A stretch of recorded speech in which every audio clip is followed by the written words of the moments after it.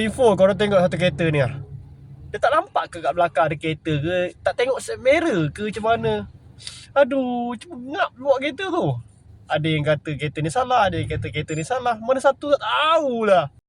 Aku pun tak faham lah macam mana boleh jadi macam itu. Yang Myvi tu tak tengok belakang ke macam mana ke, tak ada set mirror ke kereta dia. Time beli ni memang tak ada set mirror ke.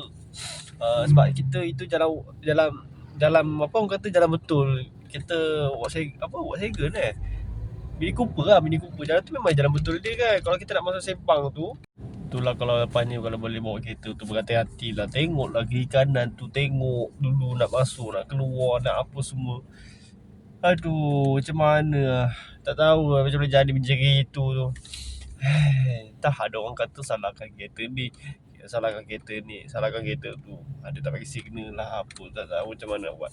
So korang berhati-hati jalan raya, jangan lupa alert kiri kanan atas bawah, okey? Ingat tu